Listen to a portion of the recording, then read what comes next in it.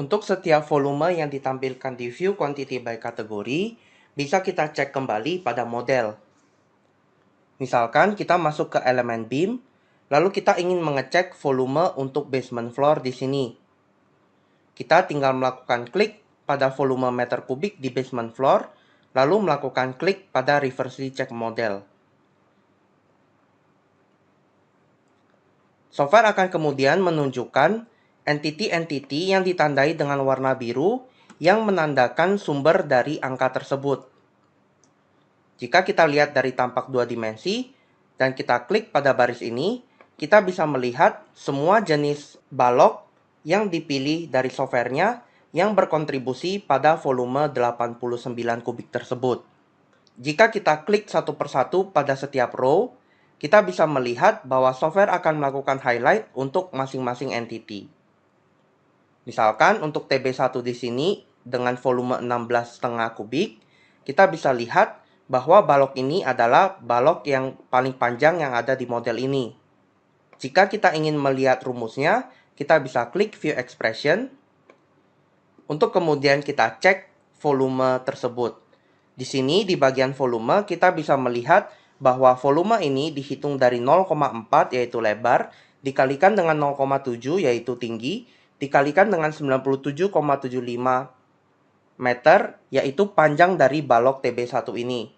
Namun terdapat deduksi oleh pile cap dan oleh slab dengan volume sekian.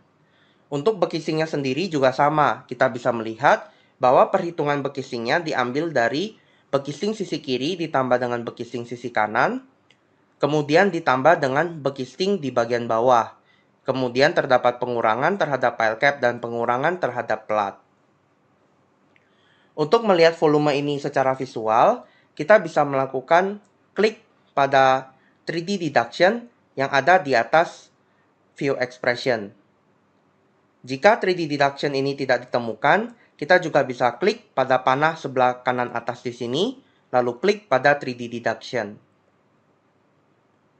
3D deduction ini adalah tempat di mana kita bisa melihat pengurangan dari volume yang ditampilkan. Misalkan, untuk original quantity di sini adalah volume dari baloknya. Namun, mengalami deduction terhadap volume pile cap di posisi yang ditunjukkan di sini. Jika kita klik pada panah kecil di sebelah kiri, dan kita melakukan klik satu persatu pada tulisan deduct-nya, maka kita akan bisa melihat deduksinya secara 3 dimensi. Sehingga nama function ini dinamakan sebagai 3D deduction. Kita bisa melihat, walaupun pemodelan kita itu berlanjut atau terhubung dan menabrak pile cap, namun volumenya sudah dipotong untuk setiap bagiannya. Begitu juga untuk volumenya sudah dipotong oleh plat. Namun, untuk plat yang kita modelkan, karena kita menggunakan poin, maka pemodelan platnya baru sampai tengah balok. Sehingga volume balok di sini masih berupa bentuk L. Untuk memanjangkan platnya secara penuh, kita bisa menggunakan extend edge. Tujuannya adalah agar pengurangan balok konsisten, yaitu hanya dihitung dari bawah plat. Di sini kita bisa close untuk reversely check model, dan coba kita extend untuk bagian tepi dari platnya. Pertama, kita akan masuk ke in situ slab, lalu kita akan pilih plat BS1 ini.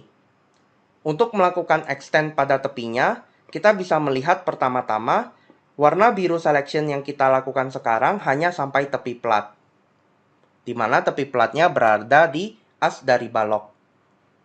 Untuk memanjangkan tepinya, kita bisa masuk ke draw, lalu klik pada tombol extend edge. Jika kita klik sekali lagi, maka kita sudah melihat bahwa plat ini sudah dipanjangkan menuju tepi dari balok. Selanjutnya, untuk merefresh hasil quantity yang dihitung, kita bisa klik quantity lalu calculate kembali untuk lantai basement floor. Dikarenakan perubahan hanya terjadi di lantai basement. Di sini, jika kita lihat kembali volume balok di bawah ini menggunakan elemen beam, lalu memilih balok ini dan klik pada view expression, kita bisa melihat kuantitinya berkurang. Jika kita lihat pada 3D deduction, kita bisa lihat pengurangan tersebut terjadi karena untuk deduction pada slab sudah dikurangi sampai pada bagian tepi dari balok tersebut. Namun, untuk kasus di mana balok mau dihitung secara penuh dan volume dari pelat mau dihitung dari muka balok, kita bisa mengubah cara perhitungan di dalam software ini. Untuk mengubah cara hitungannya, kita bisa masuk ke menu quantity, lalu measurement rules. Pertama, kita akan memilih salah satu elemen dari beam atau slab. Kemudian kita melakukan filter quantity untuk menampilkan rumus volume saja. Measurement rules ini bisa kita pakai untuk mengatur cara hitung dari softwarenya, khususnya mengenai pengurangan terhadap satu elemen terhadap elemen lain yang saling bertabrakan. Kita bisa klik filter relevan elemen, lalu kita unselect semua dan hanya memilih slab in situ saja. Hal ini dikarenakan kita hanya ingin mengecek bagaimana cara software menghitung volume antara beam dan in situ slab. Di sini kita akan mengubah settingan untuk deduction of slab in situ suspended slab from volume of in situ beam, yaitu settingan nomor 4. Hal ini dikarenakan jika kita melakukan pemodelan atau identifikasi dari pelat in situ, akan secara otomatis masuk sebagai kategori suspended slab jika kita tidak ubah. Di sini kita bisa baca bahwa ada deduksi slab occupied volume, di mana hal ini menandakan balok akan dikurangi terhadap volume yang diduduki oleh pelat. Untuk menghilangkan hal tersebut, kita bisa ubah ke no effect dengan cara melakukan double klik dan klik pada drop down no effect.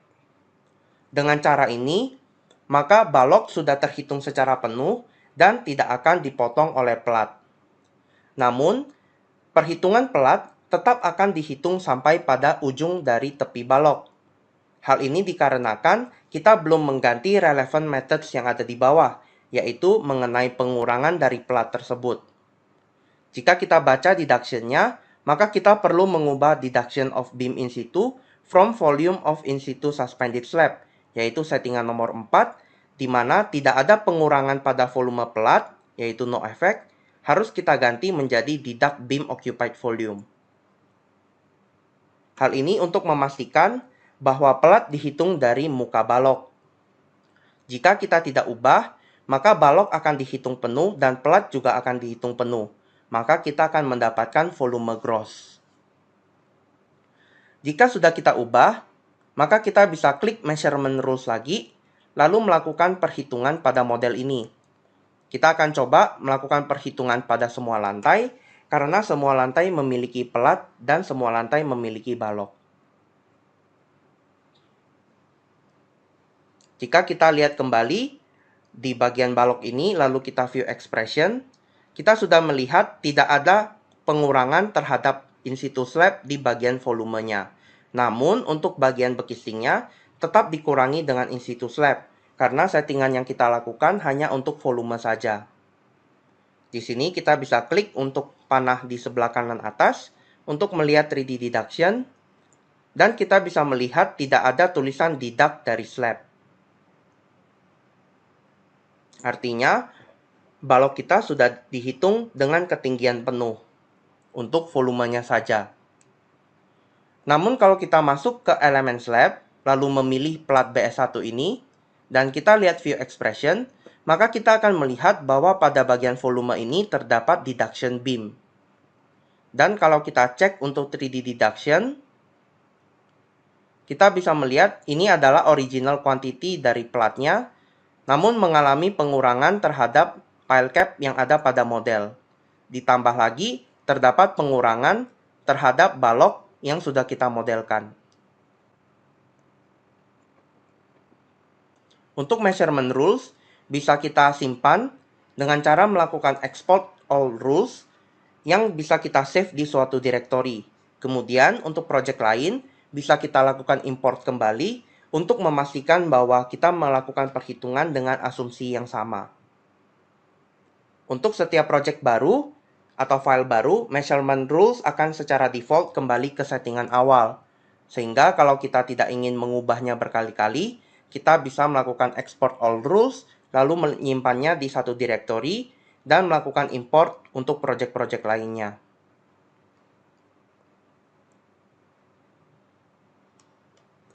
Selanjutnya, kita akan membahas untuk pemodelan arsitektural. Pemodelan arsitektural akan kita lakukan di level 1, sehingga kita akan mengubah lantainya menjadi level 1. Di sini kita akan memasukkan gambar arsitekturnya dari Drawing Manager, lalu kita add gambar CAD dengan nama Architect Drawing 01 Typical Floor Plan. Kita bisa lihat di Drawing Manager kembali bertambah jumlah barisnya, dan kita bisa double klik di baris nomor 9. Hal pertama yang kita lakukan adalah melakukan cek skala. Kita klik scale, lalu klik kanan pada gambar, lalu coba mengukur skala ini. Di sini skalanya sudah 6900, sehingga kita tidak perlu melakukan skala lagi. Di sini kita bisa klik select.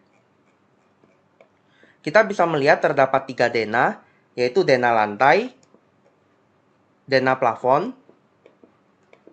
dan denah dinding. Kita akan coba melakukan pemisahan untuk 3 gambar ini dengan cara split drawing. Kita klik split drawing, lalu kita blok gambar pertama, kita klik kanan dan klik pada tulisan denah lantai. Lalu untuk split gambar kedua, kita tidak perlu melakukan klik pada split drawing lagi, dan bisa langsung melakukan blok pada gambar kedua.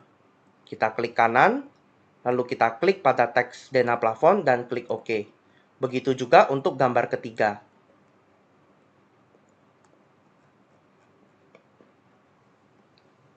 Di sini, di bagian name kita bisa melihat terdapat 3 buah denah yang sudah kita split.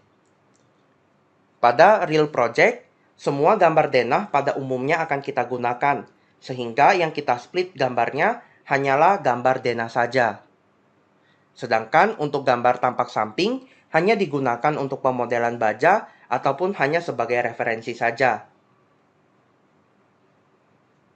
Pertama, kita akan pindah gambarnya ke denah lantai, dan kita akan melakukan relocate untuk memindahkan gambar CAD yang di sebelah kanan atas ini ke gambar model yang ada di kiri bawah. Kita klik relocate, lalu kita ambil grid 1K ini, dan kita pindahkan ke grid 1K lagi.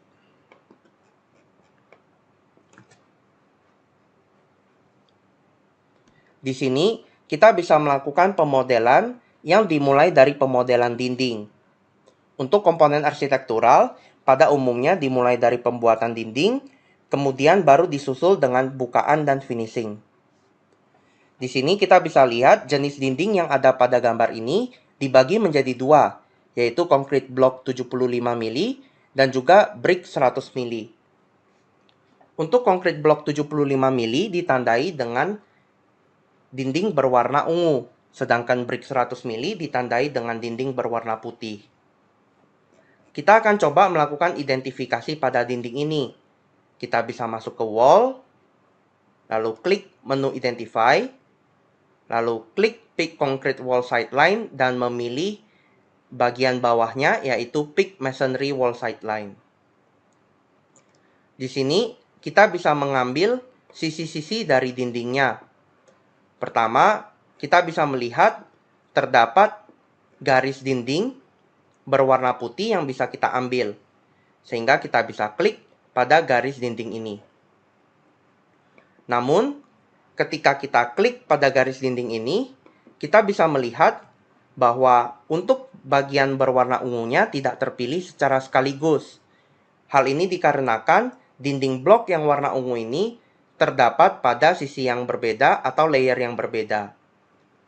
Di sini kita bisa klik pada garis yang ungu juga untuk memastikan kita sudah mengambil semua garisnya.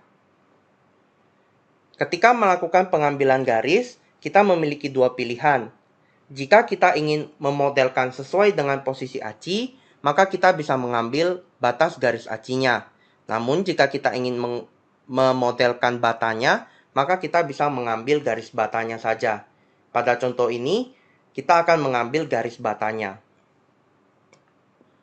Setelah hal ini dilakukan, kita bisa melihat secara sekilas untuk memastikan semua garis sudah kita ambil, lalu bisa kita klik kanan.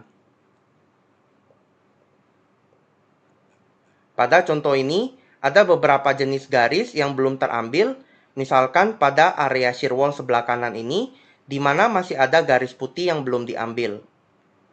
Di sini kita bisa klik, kemudian kita juga melihat ada bagian shaft yang belum diambil.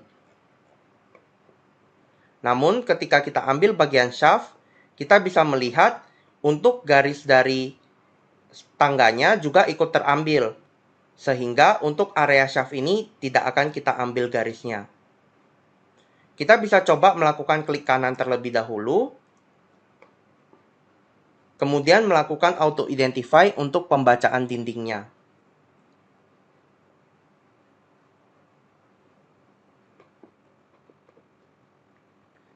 Setelah melakukan identifikasi dinding, kita bisa melihat kembali pada model yang terbentuk di gambar ini. Pada model ini, sudah termodelkan beberapa jenis dinding yang dibedakan di bagian elemen list. Pertama-tama, kita akan melakukan pengecekan terhadap legend yang sudah digambarkan di sini. Pada legend dinding ditandai bahwa hanya terdapat dua jenis dinding, yaitu dinding 100 mili dan 75 mili. Sehingga untuk MS Wall selain MS Wall 100 dan 75 merupakan anomali yang harus kita hapus. Untuk mencari posisinya, kita bisa klik kanan lalu quick find entity dan melihat bahwa 505 ini datang dari legend. Sehingga kita bisa klik select lalu mencoba untuk menghapus dinding yang terbentuk pada legend ini. Lalu kita akan coba menghapus MS Wall yang tidak kita perlukan, namun masih menemukan ada MS Wall 350. Dengan cara yang sama, kita coba cari posisinya dengan quick find entity. Dan kita menemukan ada posisi warna hijau di bagian-bagian tertentu yang akan kita hapus juga. Di sini kita bisa tekan delete di keyboard atau klik kanan lalu delete. Lalu kita bisa menghapus MS Wall 350 ini. Selanjutnya, kita akan melakukan rename untuk balok-baloknya. Pada umumnya, kita melakukan rename dinding berdasarkan legend dinding atau berdasarkan item BOQ-nya. Untuk kasus ini, untuk brick 100, saya akan ubah menjadi brick 100 mm. Dan concrete block 75 akan saya ganti menjadi concrete block 75 mm. Di mana untuk concrete block, kita juga bisa mengubah materialnya menjadi blok. Pengubahan material akan berdampak pada perhitungan volume finishing dinding, di mana kita jika ingin memisahkan finishing yang menempel pada bata dan menempel pada material lainnya, maka kita perlu mengubah material dinding di belakangnya. Hal ini biasanya bertujuan untuk menentukan bagian substrat yang akan kita gunakan. Apakah kita menggunakan plester, atau plester aci, atau compound, atau skim coat, dan lain-lain. Setelah itu, kita akan klik select dan mencoba melihat hasil pemodelannya. Dimulai dari bagian kiri, kita bisa melihat garis warna biru ini belum termodelkan. Garis warna biru ini nanti akan kita modelkan dengan curtain wall, karena merupakan fasad dari bangunan. Jika kita lihat di bagian kanan, pertama kita bisa melihat bahwa ada shaft yang belum tergambarkan. Shaft ini bisa kita gambarkan dengan brick 100, menggunakan by-cat line ataupun line. Dalam contoh ini akan saya gambarkan dengan line, mengikuti garis dari dinding tersebut. Kita bisa lihat dinding ini belum tertutup secara sempurna, maka bisa kita tutup dengan cara melakukan klik dan menarik garisnya ke bagian tengah ataupun bagian ujung, ataupun melakukan enclose. Enclose ini digunakan jika kita ingin menutup dua buah garis yang bisa bertemu di suatu titik. Cara penggunaannya adalah melakukan klik and close, lalu memilih dua dinding yang akan kita ketemukan dan kita klik kanan.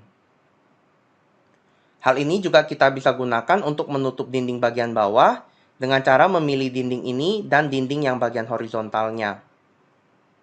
Kita tidak perlu khawatir dengan volume yang ada di dalam kolom, karena volumenya nanti akan terpotong secara otomatis dikarenakan kolom dan dinding volumenya masih menang untuk kolom. Kita klik select kembali, dan kemudian kita bisa melihat terdapat beberapa dinding yang seharusnya tidak muncul.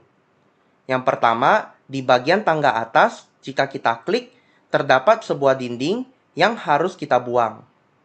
Namun jika kita lihat lebih teliti, dinding ini adalah perpanjangan dari dinding di sebelah kanan ini. Maka kita bisa menghapus dinding ini dengan cara melakukan klik pada garis ini, klik kanan lalu break untuk memecah garis ini. Kita klik di sini dan klik kanan. Setelah terpecah, kita bisa pilih dinding yang salah lalu kita tekan tombol delete. Kita kembali di sisi kiri, kita juga bisa melihat ada dinding yang salah pemodelannya, yaitu dinding ini. Jika kita lihat, dinding ini merupakan perpanjangan dari garis-garis di sebelahnya yang seharusnya sama sekali tidak ada. Maka ini bisa kita tekan delete untuk menghapus. Kita juga bisa melihat lagi, terdapat dinding di bawahnya, di sini, untuk dinding yang tidak perlu dimodelkan. Untuk dinding ini juga kita bisa pendekkan ke sebelah kanan, kembali ke posisi aslinya, yaitu di sebelah sini. Kemudian kita bisa melihat terdapat dua buah dinding ini yang seharusnya tidak ada di dalam lift. Jika kita lihat ke sebelah kanan, dinding ini merupakan perpanjangan dari shaft di sebelah kanan.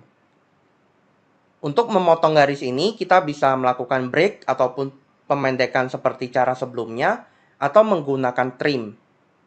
Cara penggunaan trim adalah melakukan klik dari trim, lalu memilih as pemotongnya, yaitu garis tengah dari dinding ini. Kemudian klik kanan dan memilih sisi yang mau dipotong. Jika kita kembali di sisi kiri, kita akan coba mencari kembali untuk memeriksa kesalahan ataupun pemodelan yang tidak seharusnya. Berikutnya, di area toilet ini terdapat sebuah dinding yang lebih panjang dari seharusnya, yang bisa kita klik titik hijaunya dan kita pendekkan ke sebelah kanan. Untuk bisa melakukan klik sembarangan, kita perlu mengaktifkan random point di bagian bawah, lalu melakukan klik pada titik yang kita ingin berhentikan. Selanjutnya, terdapat beberapa dinding yang seharusnya tidak ada, misalkan dinding ini, yang bisa kita hapus secara langsung. Kemudian kita juga memiliki dinding ini yang kita tidak perlukan dan dinding bagian ini, yang bisa kita hapus secara langsung. Untuk dinding sebelah kanan ini, harus kita modelkan kembali dengan brick 100. Di mana kita bisa memanjangkan dinding sebelah kanan ke tengah dari dinding ini. Pemodelan dinding harus kita modelkan menutup semua bukaan pintu. Hal ini untuk memastikan dinding di atas pintu masih ada pada modelnya. Dan juga untuk kolom praktis akan kita tembuskan dinding-dinding ini karena pemodelan kolom praktis akan secara otomatis mengurangi volume dari dinding. Di sebelah kanan, kita juga bisa melihat ada shaft yang belum kita modelkan, sehingga kita bisa melakukan pemodelan kembali dengan garis dan memilih brick 100 mili.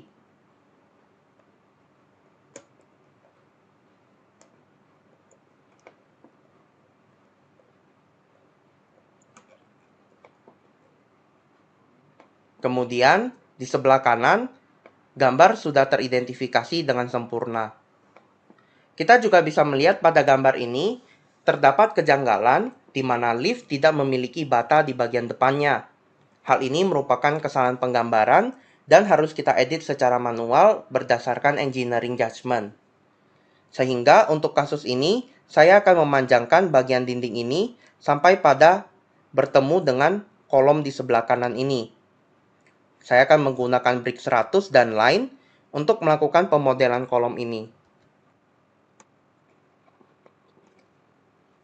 Setelah selesai melakukan pemodelan untuk dinding bata, maka selanjutnya kita bisa lanjutkan untuk pemodelan dinding kacanya. Untuk fasad bagian luar, pada umumnya akan kita gunakan menggunakan elemen curtain wall. Kita bisa lihat, untuk fasad pada bangunan ini dapat dibagi menjadi 4 kuadran, sehingga kita hanya perlu melakukan pemodelan dari grid 5 ke grid 14 dan grid I, grid G ke grid K. Hal ini dikarenakan hanya dengan menggambarkan seperempat bagian, kita bisa melakukan mirror untuk menyelesaikan pemodelan dinding ini. Kita bisa masuk ke curtain wall, lalu kita tambahkan curtain wall baru yang akan kita namakan sebagai fasad kaca. Untuk fasad kaca ini tidak bisa diidentifikasi karena tidak ada tombol auto identification di menu identify. Maka akan kita gambarkan secara manual menggunakan line.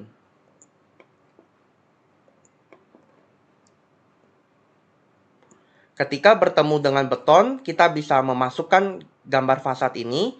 Namun ketika bertemu dengan dinding bata, kita harus selesaikan di depan batanya. Karena jika kita meneruskan dinding ini, maka bata tersebut akan kalah dengan fasadnya. Untuk undo, kita bisa Ctrl Z atau klik tombol undo di bagian atas. Di sini kita akan selesaikan pemodelannya dengan line.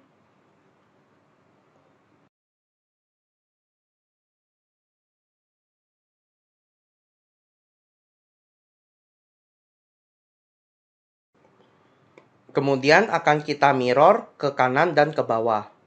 Untuk melakukan mirror dari fasad ini, kita bisa klik select batch, lalu memilih fasad kaca, lalu kita klik kanan mirror, dan kita mirror ke grid 14. Jika kita lihat dari 3D, maka kita bisa melihat bahwa dinding kaca ini sudah kita modelkan. Tinggal kita mirror ke bagian bawah dengan cara yang sama. Kita klik select, batch, kita pilih fasad kaca semuanya, lalu kita klik kanan mirror ke grid G.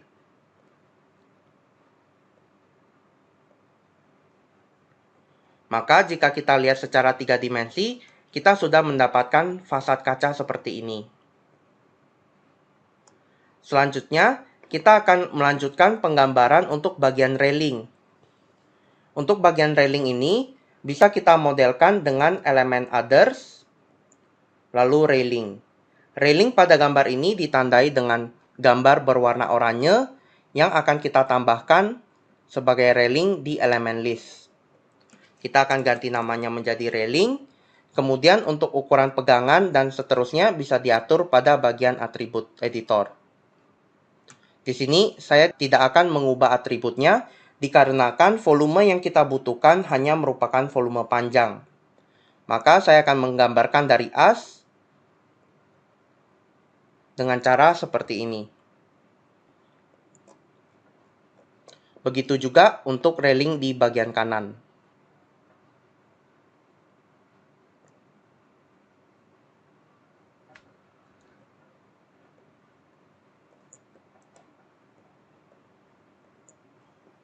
Setelah penggambaran, kita bisa melakukan mirror ke kanan dan ke bawah dengan cara yang sama. Kita klik select batch, lalu klik railing, kita klik kanan mirror ke grid 14.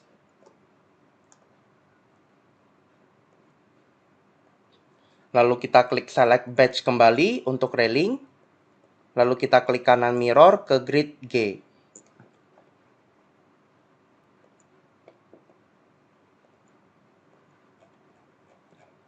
Maka kita bisa lihat secara 3D, railing sudah tergambarkan. Dengan cara demikian, maka kita sudah selesai untuk memodelkan dinding dan juga railing serta fasad dari bangunan ini. Selanjutnya, kita akan melakukan pemodelan untuk pintu dan jendela.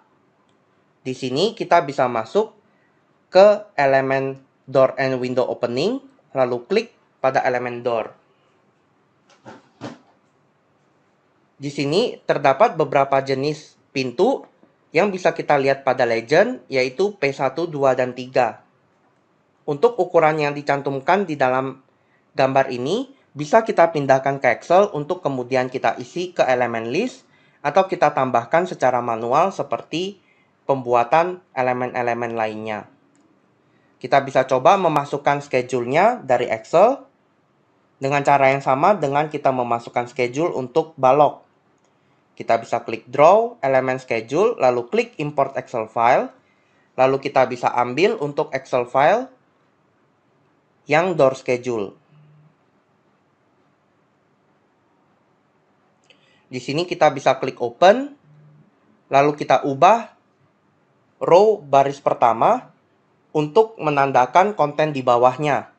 Sehingga untuk kolom pertama ini adalah name, kolom berikutnya ini adalah width yang bisa kita ganti dengan double klik dan pilih width. Untuk row kedua ini adalah judul dari Excel-nya yang kita tidak perlukan dan bisa kita hapus dengan delete row. Dikarenakan semua tipe pintu ini merupakan door, maka kita bisa mengubah tipenya menjadi door semua. Jika pada suatu project terdapat jendela atau window, kita bisa mengubah tipe ini dengan cara melakukan double klik dan mengubahnya ke window. Perbedaan antara door dan window terdapat pada cara perhitungan kusennya, di mana untuk door, kusen yang dihitung hanya kusen kiri, kanan, dan atas, sedangkan untuk window adalah kusen secara keseluruhan atau kelilingnya. Untuk width dan height yang kita masukkan di sini merupakan luasan ataupun ukuran yang akan dibobok. Jadi tidak hanya pintunya saja atau jendelanya saja, melainkan beserta dengan frame yang akan kita pasang di dalamnya. Di sini kita bisa klik Identify untuk memasukkan tipenya, klik OK, lalu Close. Untuk melakukan pemodelan pada dinding ini, kita bisa lakukan by point dengan cara mendekatkan kursor ke bagian dindingnya, lalu melakukan klik pada dinding tersebut. Misalkan untuk tipe P2 di sini, kita bisa klik P2, lalu melakukan penggambaran pada model ini.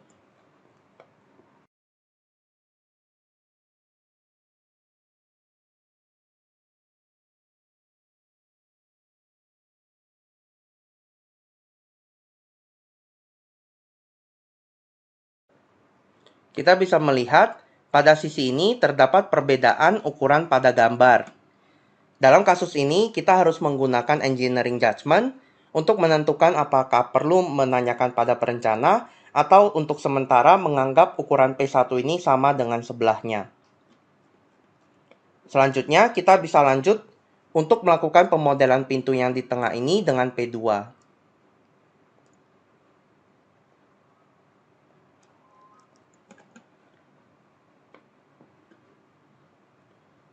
Setelah kita memodelkan satu sisi, yaitu grid 14 ke kiri, kita bisa mirror semua dinding ini ke bagian kanan.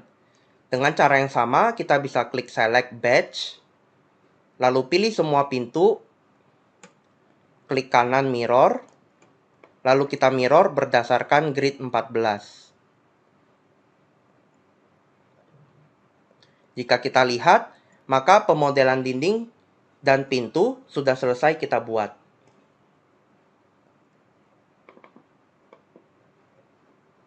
Selanjutnya, kita akan membuat finishing pada ruangan.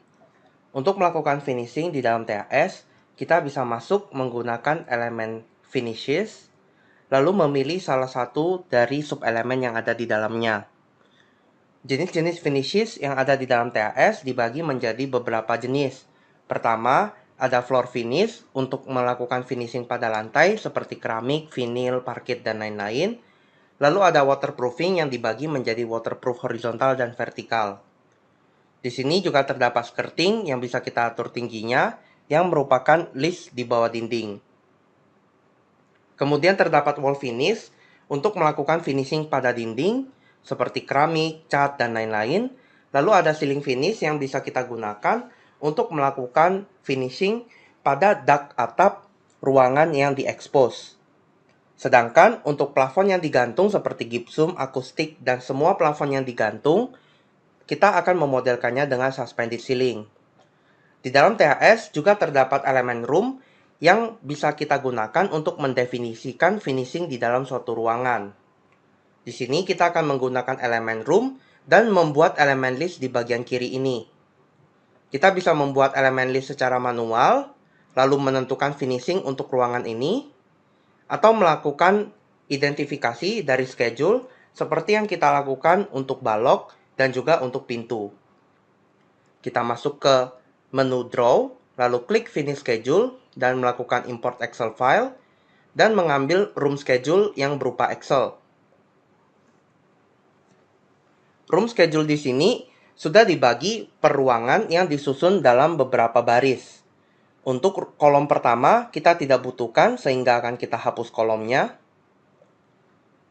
Kemudian kita bisa lihat pembagiannya, di mana jenis ruangan yang berbeda dibagi menjadi baris yang berbeda, dan jenis-jenis finishingnya disusun ke samping.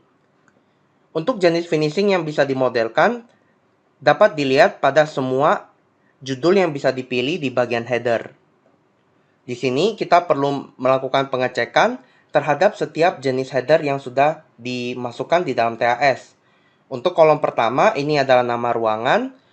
Untuk kolom kedua, ini adalah finish bagian interior dinding, sehingga akan kita ubah menjadi interior wall finish.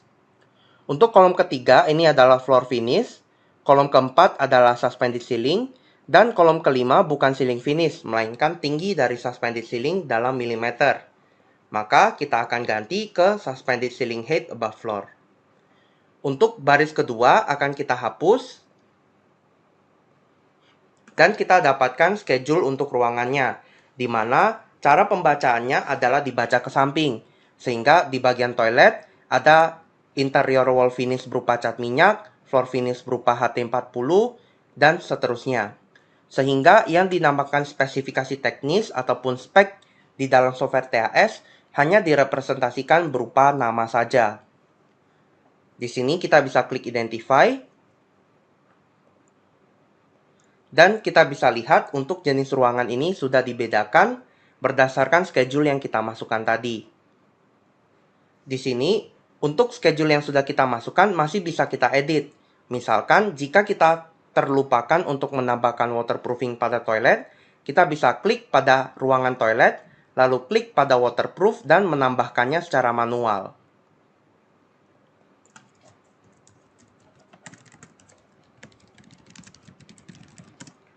Dan kita juga bisa menambahkan vertikalnya secara manual. Dan menentukan tinggi dari vertical waterproofingnya. Misalkan kita bisa buat setinggi 1 meter. Kita juga bisa menambahkan elemen-elemen seperti skirting. Misalkan di bedroom, jika ada skirting yang kita terlupakan, kita bisa tambahkan sendiri untuk skirtingnya.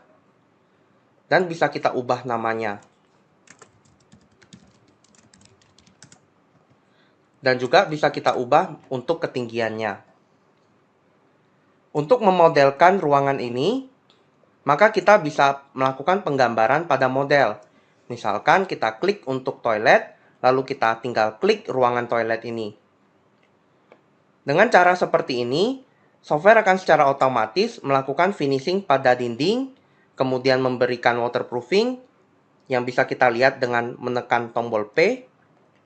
Kemudian secara otomatis juga akan memberikan floor finish atau F, dan memberikan ceiling atau H. Kita juga bisa lihat finishing dinding yang kita assign juga sudah melakukan finishing secara otomatis di bagian struktur balok di atasnya. Namun belum tentu terhitung, tergantung dari cara perhitungan yang kita set di measurement setting, yang akan kita bahas nanti. Di sini kita bisa coba melakukan pemodelan toiletnya secara menyeluruh terlebih dahulu dengan melakukan klik pada semua area toilet yang ada di model ini. Untuk komponen room, tidak bisa kita gunakan mirror, sehingga harus kita modelkan satu persatu. Kita juga bisa lanjut, misalkan untuk koridor, dan kita bisa mengganti warnanya dari display style di atribut editor. Kemudian kita klik point dan melakukan point pada area koridor. Kemudian untuk janitor dengan cara yang sama, kita akan ubah warnanya terlebih dahulu dan kita akan melakukan assignment pada area koridor. Selanjutnya untuk area type 2 bedroom akan kita modelkan finishingnya menggunakan living room type 2 bed. Di mana living room type 2 bed ini akan ditandai dengan warna hijau yang terdapat pada sayap kiri dan kanan dari bangunan ini. Sedangkan bagian dalamnya ini adalah bedroom.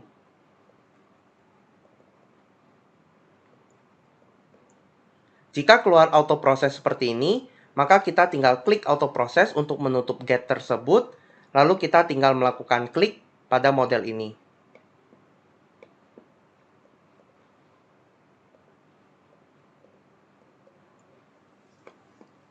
Selanjutnya, kita akan melakukan pemodelan untuk bedroom yang tipe 1 kamar.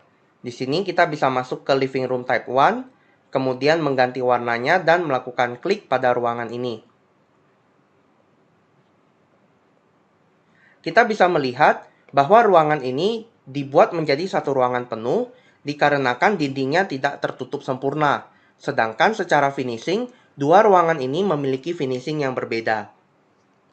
Nah, untuk hal ini, saya akan melakukan undo pada gambar ini, dan kita bisa menambahkan suatu garis pemisah yang disebut dengan separation line. Separation line bisa kita gambarkan dari sisi dinding bagian dalam, untuk kemudian kita pisahkan ruangan ini menjadi ruangan yang terpisah meskipun tidak diwakili dengan dinding.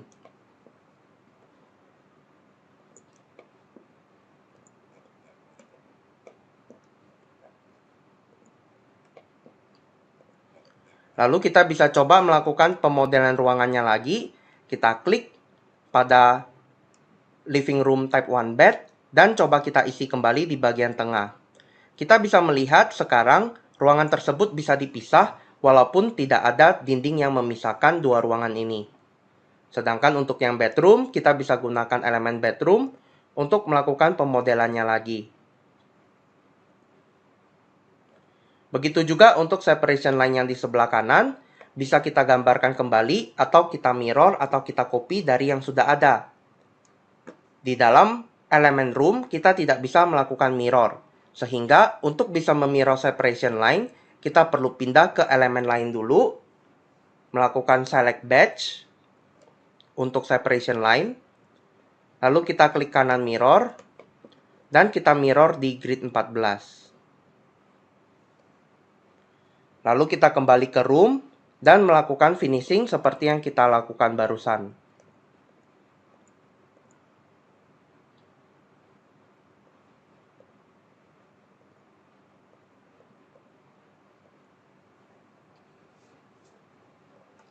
Dengan demikian, kita sudah melakukan assignment untuk bagian finishing ruangan ini.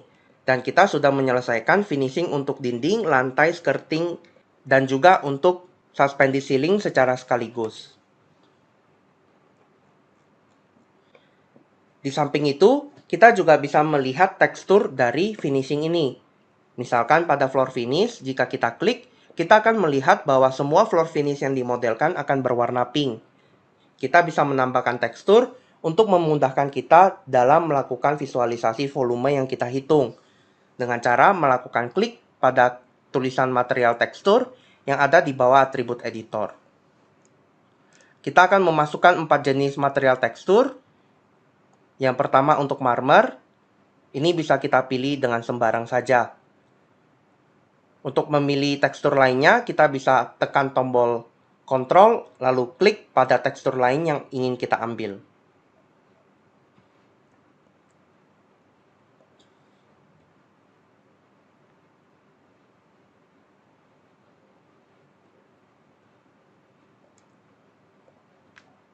Kemudian kita bisa memilih salah satu untuk kita berikan tekstur pada marmer.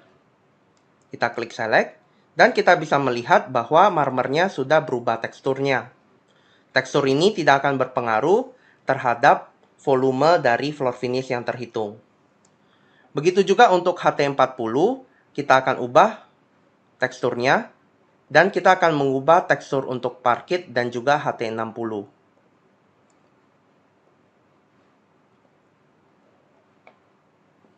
Dengan demikian, kita bisa melakukan visualisasi dari finishing dengan lebih mudah dan melakukan pengecekan dengan lebih mudah. Selanjutnya, kita akan melihat untuk suspended ceiling. Di sini kita akan pindah ke denah plafon dan kita relocate untuk gambar ini. Terkadang untuk plafon terdapat drop ceiling yang harus kita modelkan untuk mendapatkan kuantiti yang akurat. Di sini kita bisa melihat terdapat drop ceiling di bagian living room type 2 bed.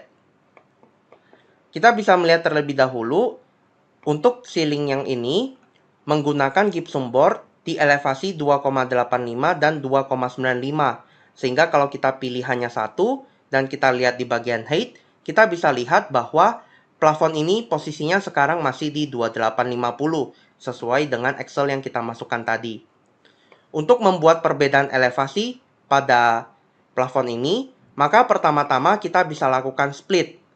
Caranya kita bisa select plafon ini, kita klik kanan split, dan kita gunakan rectangle untuk melakukan pemisahan plafon ini. Kita klik kanan, lalu kita ambil P1 di bagian tengah ini dan kita ubah elevasinya. Dengan cara seperti ini, kita sudah selesai melakukan pemisahan elevasi untuk plafon. Dan jika kita lihat terdapat lubang yang bisa ditutup atau tidak tergantung dari jenis desainnya. Untuk menutup lubang ini atau memberikan plafon vertikal, kita bisa masuk ke Define Vertical Surface dan memberikan ketinggian dari vertical surface-nya. Dalam kasus ini, plafon akan kita tutup ke bawah sepanjang 100 mili. Maka kita masukkan minus 100. Dikarenakan kita memasukkan nilai minus 100, maka kita pilih plafon yang lebih tinggi dan kita klik kanan. Setelah muncul tanda rusuk seperti ini, kita bisa cek pada 3D bahwa plafon kita sudah ditutup dengan vertical ceiling. Hal yang sama kita bisa lakukan untuk semua plafon yang turun pada gambar ini. Jadi kita bisa klik select, lalu memilih semua plafon ini, klik kanan split menggunakan rectangle,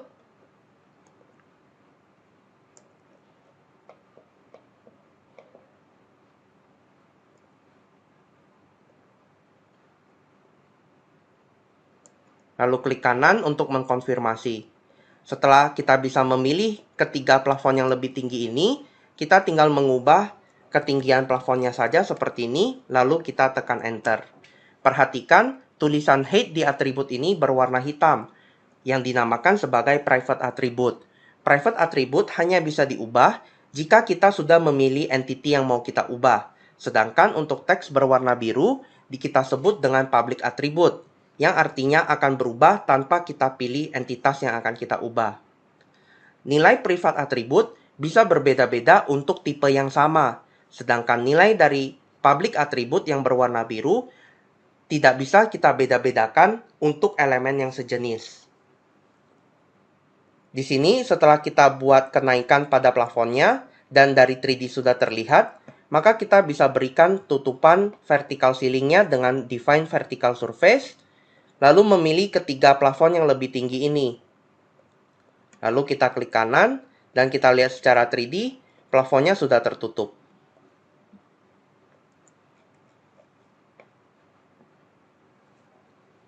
Sampai di sini, kita sudah menyelesaikan finishing untuk lantai 1. Selanjutnya, kita akan membahas mengenai volume yang dihasilkan. Kita akan masuk ke menu quantity lalu klik calculate, dan kita akan hitung semua lantai.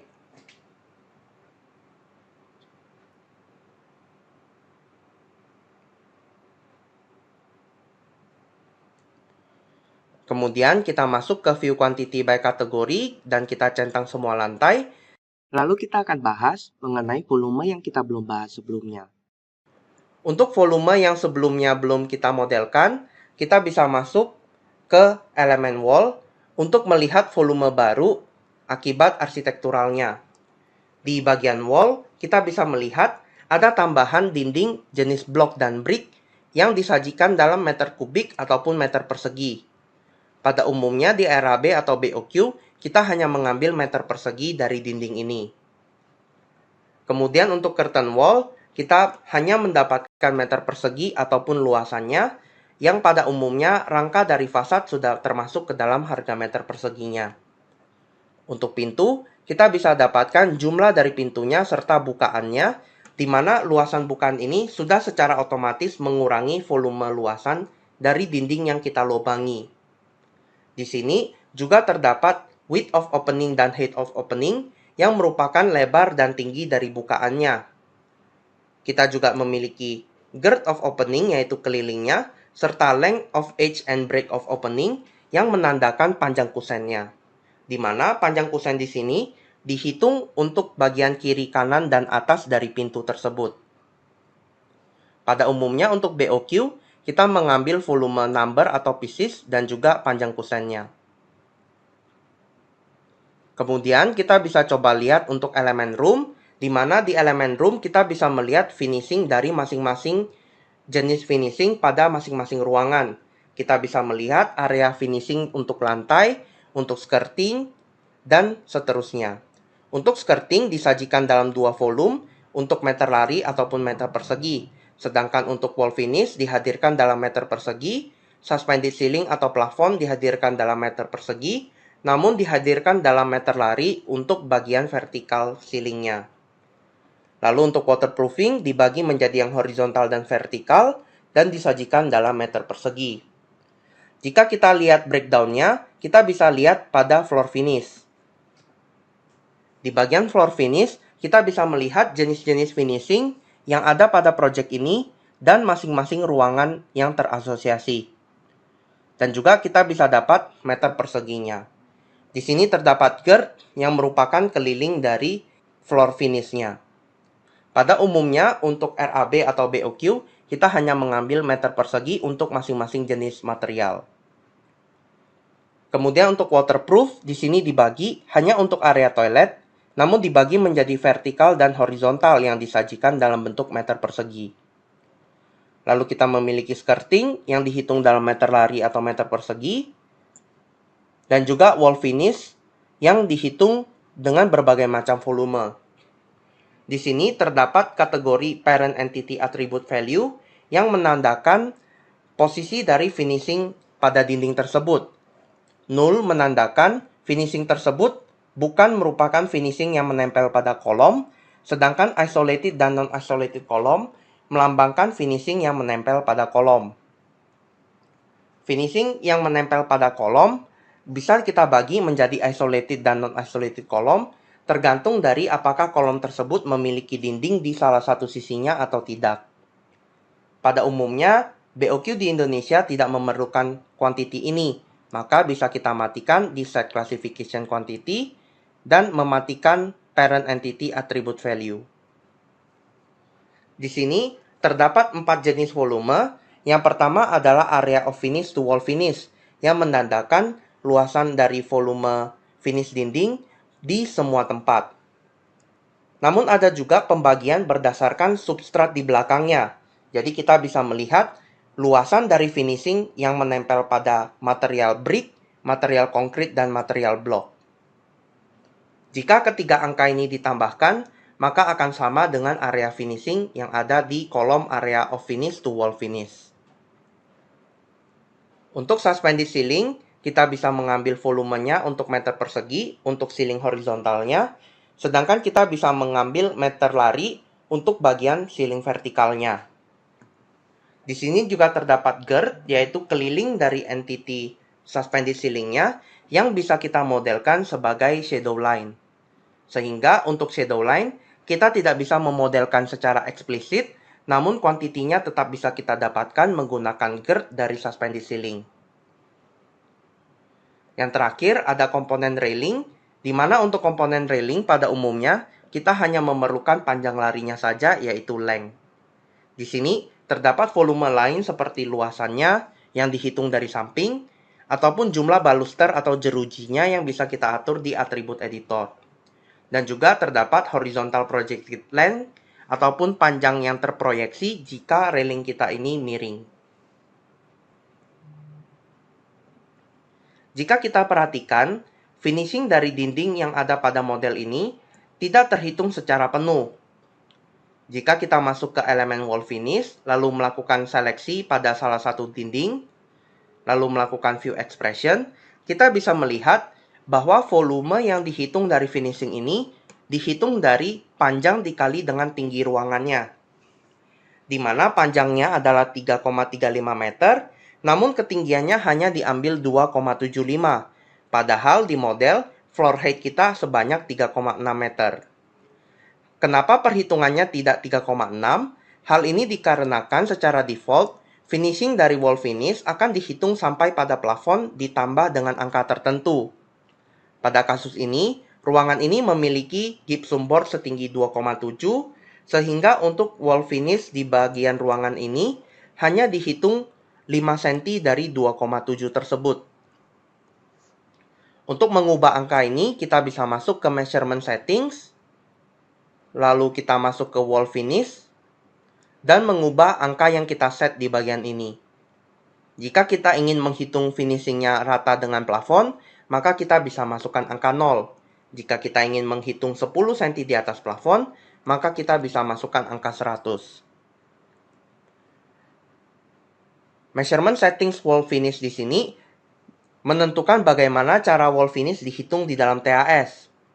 Sebagai contoh, di sini di nomor 1 terdapat perhitungan untuk kalkulasi bagian bawah dari elevasi wall finish tersebut, di mana wall finish di sini ditentukan untuk dihitung dari lantai. Untuk bagian atasnya, ini dihitung sampai suspended ceiling, ditambah dengan nilai tertentu yang diset di nomor 3. Namun, jika ruangan tersebut tidak memiliki plafon, maka akan dihitung sampai pelat. Untuk nomor 4, adalah metode kalkulasi untuk finishing bagian eksterior. Pada model ini kita tidak memiliki finishing eksterior yang bisa kita set di atribut editor di bagian kategori dari jenis finishingnya. Nomor 5 bisa kita hidupkan menjadi yes untuk memunculkan satu jenis perhitungan kembali yang pada umumnya kita bisa gunakan untuk menghitung plester aci ataupun substrat di belakang cat. Pada dasarnya, kita bisa menghitung satu dinding atau satu finishing pada dinding tertentu dengan dua cara perhitungan yang berbeda. Dalam kasus ini, perhitungan metode nomor 1 sampai 4 diambil untuk menghitung cat ataupun finishing keramik yang ditandai dengan perhitungan dari lantai sampai pada plafon. Namun, untuk perhitungan lantai nomor 6 dan sampai nomor 9 dapat kita atur untuk menghitung plester ataupun aci. Misalkan untuk plester aci juga kita ingin hitung dari lantai, maka kita bisa ganti nomor 6. Jika untuk perhitungan finishing interior ingin kita hitung sampai pada plafon, untuk perhitungan finish interior, jika kita ingin menghitung plester acinya sampai pelat, maka kita bisa mengganti menjadi select slab bottom elevation. Dengan cara ini, kita sudah mengatur custom finish sebagai plester aci dan juga untuk finish biasa sebagai finishing bagian depannya. Coba kita lakukan perhitungan pada lantai ini kembali.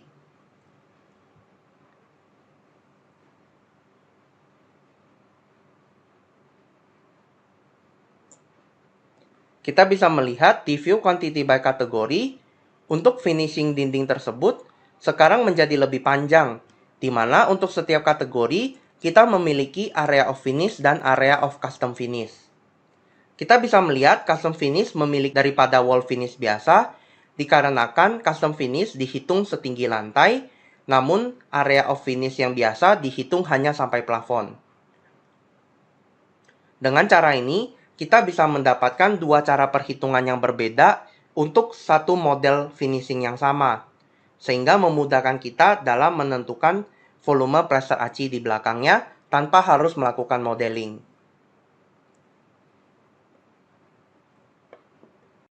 Baik, berikutnya kita akan membahas mengenai penggunaan TAS di fase konstruksi.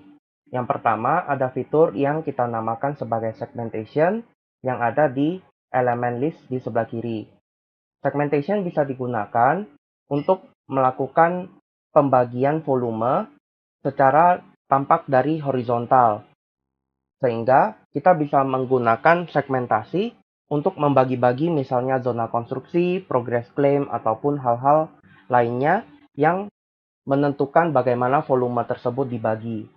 Seperti contoh, misalkan dari grid 14 ke kiri dan grid 14 ke kanan dikerjakan oleh orang yang berbeda, maka kita bisa tambahkan elemen subcontracting dari segmentation untuk merepresentasikan volume yang dikerjakan oleh dua subkontraktor yang mengerjakan masing-masing area tersebut. Seperti contoh, jika kita klik subcontracting, lalu kita bisa memilih apa saja yang mau kita hitung. Misalkan, untuk pekerjaan subkontraktor A, terdiri dari pekerjaan struktur kolom, kemudian dinding, untuk yang dinding betonnya saja, kemudian ada juga untuk balok dan pelat. Dengan demikian, kita bisa mengubah nama dari subcontracting satu ini menjadi nama subkontraktor. Katakanlah kita bisa ganti subkontraktornya atau nama orang. Kemudian kita bisa membuat batas pekerjaan mandor A untuk komponen yang dihitung ini.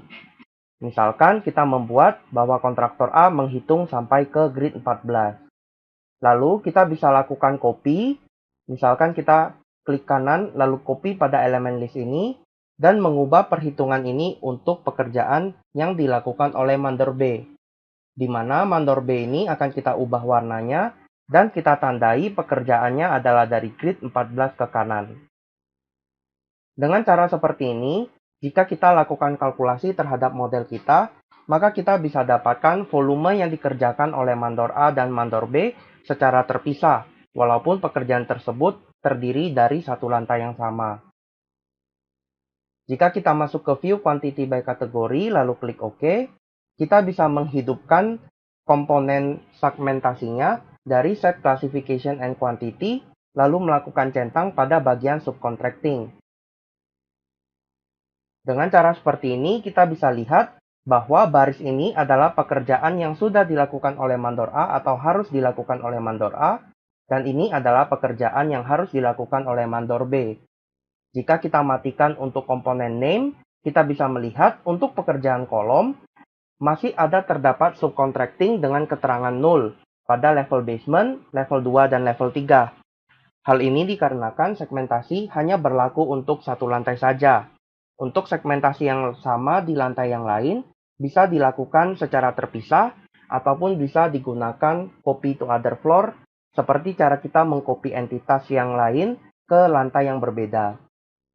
Adapun jika kita lihat di bagian wall, dan kita nyalakan kembali subcontracting-nya, maka kita akan bisa melihat pekerjaan mandor A dan mandor B hanya menghitung untuk pekerjaan beton in situ konkrit di lantai 1 saja. Walaupun di lantai 1 juga terdapat dinding bata, namun dinding bata ini masuk ke kategori 0, dikarenakan tidak termasuk ke dalam calculation scope segmentasi yang kita definisikan sebelumnya, walaupun terdapat di dalam kotak yang kita buat. Adapun untuk beam, kita bisa melihat kuantitinya dengan menghidupkan subcontracting dan mendapatkan volume-volume yang harus dikerjakan oleh mandor A dan mandor B. Jika kita perhatikan lebih seksama, kita bisa lihat di bagian elemen beam, lalu kita memilih salah satu balok, lalu klik pada view expression, kita bisa lihat bahwa volume balok ini dibagi dua menjadi pekerjaan oleh mandor A dan pekerjaan oleh mandor B. Kita bisa lihat masing-masing pekerjaan ini dibagi menjadi 50%, dikarenakan posisi segmentasi yang kita gambarkan seperti ini. Sehingga untuk komponen beam dan slab, segmentasi akan membagi secara otomatis sesuai dengan garis yang kita gambarkan. Hal ini bisa kita gabungkan dengan segmentasi tipe lain. Misalkan, kita bisa menambahkan progres pekerjaan. Katakanlah kita ingin menghitung hal yang sama, yaitu kolom, dinding beton, kemudian beam dan slab. Lalu kita namakan sebagai progress claim pertama. Di sini progress claim pertama akan kita gambarkan sesuai dengan progres yang terjadi pada lapangan sesungguhnya. Misalkan, pada lapangan, yang sudah dicor adalah area yang kita tandai seperti demikian. Kita klik kanan, Kemudian kita bisa buatkan satu lagi untuk progress claim yang kedua.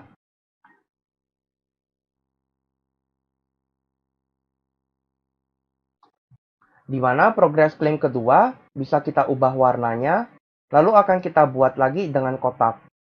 Untuk mendapatkan hasil yang presisi, kita bisa menimpa segmentasi yang satu dengan segmentasi yang lain. Untuk segmentasi yang sejenis, TAS akan melakukan pemotongan secara otomatis untuk menghindari perhitungan dua kali untuk hal yang sama. Namun bisa dilihat, penggambaran progress claim bisa dilakukan bertumpuk dengan pekerjaan mandor A dan mandor B, karena mandor A dan mandor B dibuat dengan sub-elemen subcontracting, sedangkan untuk progress claim dibuat dengan sub-elemen progress claim. Dengan cara seperti ini, kita bisa kemudian melakukan calculate di lantai ini untuk melihat hasil yang didapatkan.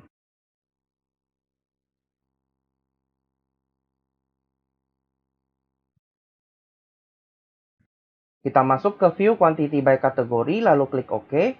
Maka kita akan bisa memunculkan kembali set classification and quantity untuk progress claim.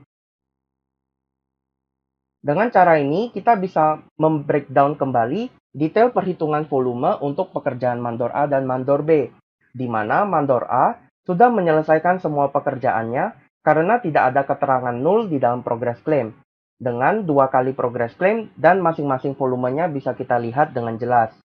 Untuk mandor B, masih ada pekerjaan yang harus diselesaikan karena masih memiliki elemen nul di dalamnya, yang artinya masih ada area pekerjaan mandor B yang belum digambarkan progress claim-nya. Dengan demikian, hal ini dapat mempermudah kita dalam menentukan volume, membackup volume secara mingguan, ataupun melakukan progressing di dalam proyek konstruksi dengan elemen segmentasi.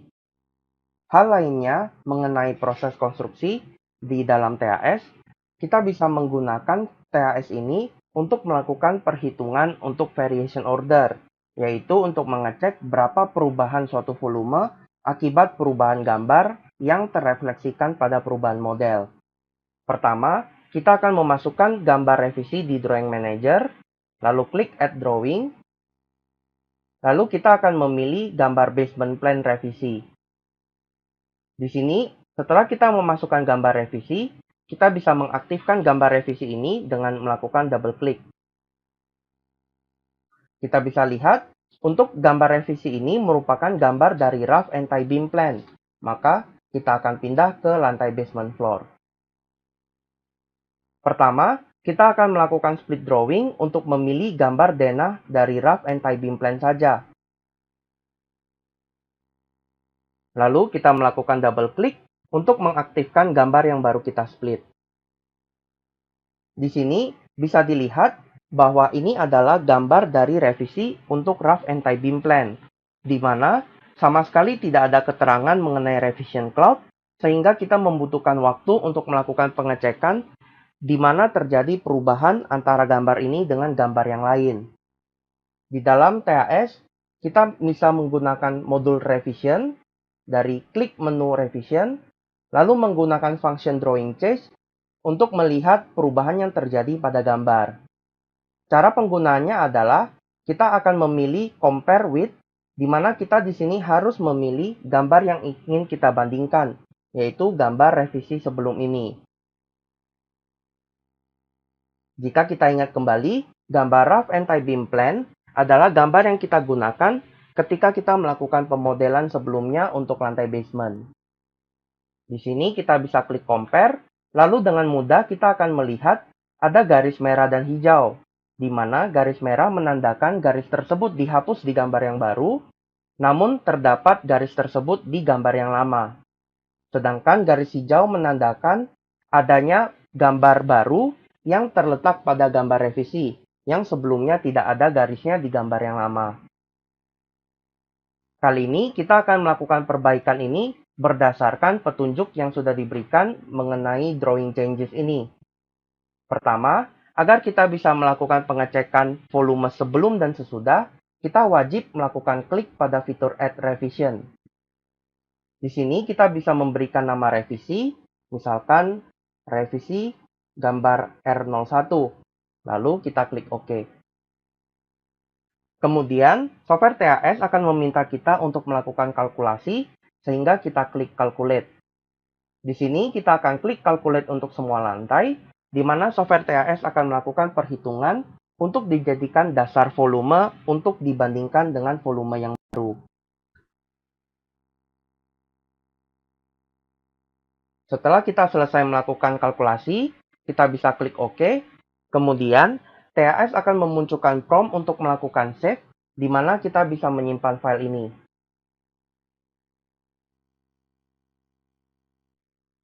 Ketika kita melakukan add revision, software TAS akan menduplikasi file kita, sehingga kita dapat tetap mengakses file yang lama. Setelah masuk ke mode revisi, kita bisa lihat di sebelah kanan atas, terdapat judul revision yang menandakan kita sudah masuk di dalam mode revisi. Selanjutnya, kita akan melakukan revisi untuk kedua file cap ini sesuai dengan drawing changes yang sudah kita lihat. Di sini kita akan masuk ke elemen foundation, lalu file cap, dan kita akan melakukan klik compare sekali lagi untuk memunculkan kembali gambarnya. Di sini, warna merah menandakan bahwa file cap tersebut hilang, maka kita bisa menghapus untuk kedua file cap ini. Sedangkan garis hijau adalah garis penambahan yang baru muncul di gambar yang baru, sehingga kita akan klik pada PC3 untuk melakukan penggambaran, dan kita bisa tekan tombol F4 untuk melakukan penggambaran yang presisi. Setelah melakukan perbaikan sesuai dengan hal yang berubah di sini, kemudian kita bisa melakukan kalkulasi untuk mengecek perubahan yang terjadi pada model ini.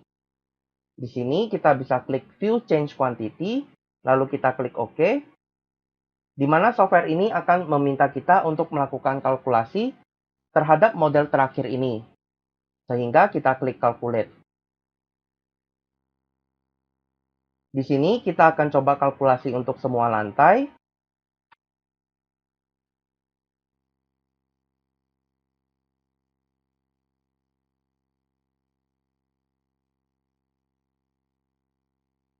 Kemudian kita akan coba memunculkan volume untuk semua lantai.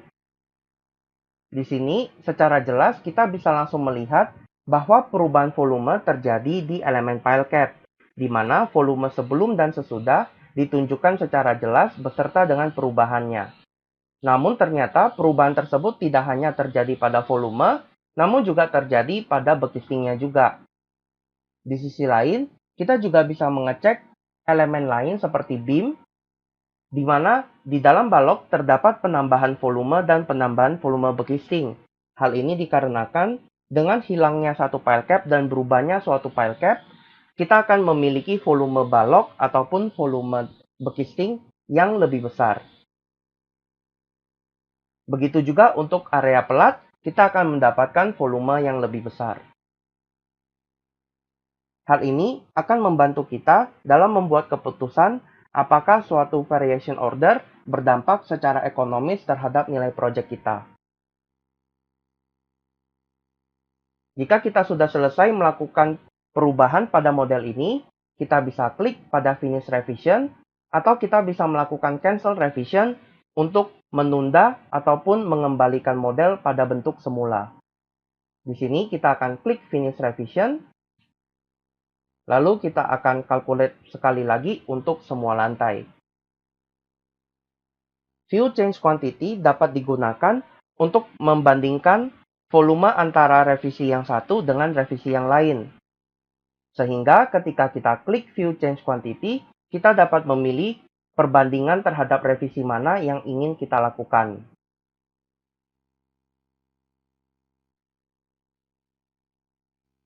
Untuk mempersiapkan model TAS untuk bisa dibuka di TRB, kita bisa melakukan dua hal.